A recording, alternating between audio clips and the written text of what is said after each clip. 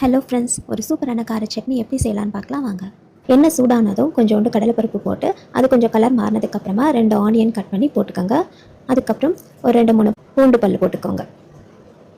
இதை நல்லா மிக்ஸ் பண்ணிவிட்டு ஒரு காஞ்ச மிளகாய் உங்களுக்கு காரத்துக்கு ஏற்ற மாதிரி போட்டுக்கோங்க. அதுக்கப்புறம் கருவேப்பிலை ஒரு 2-3 இலை போட்டுக்கோங்க. கொஞ்சம் வதங்கினதுக்கப்புறமா இப்போ 2 வெங்காயம் போட்டிருக்கேன்னா அதுக்கு ஒரு 3 தக்காளி கட் பண்ணி போட்டுக்கிறேன். இதை நல்லா மிக்ஸ் பண்ணி வதக்கிடுங்க.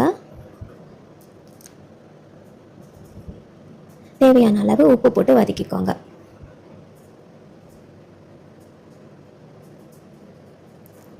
இது எல்லோரும் பண்ணுற மாதிரியான ஒரு நார்மல் கார சட்னி தான்.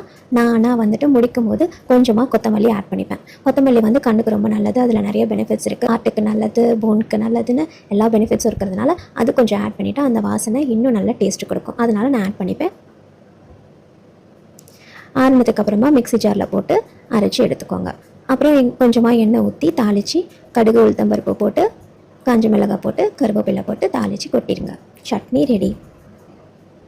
இந்த சட்னி நிஜமாகவே கொத்தமல்லி சேர்த்தோன்னே இன்னும் கொஞ்சம் டேஸ்ட்டாக இருக்கும். ஸோ சாப்பிட ரொம்பவே நல்லாயிருக்கும். ட்ரை பண்ணி பாருங்கள். இட்லி, தோசை அப்படின்னு எல்லாத்துக்குமே சூப்பராக இருக்கும்.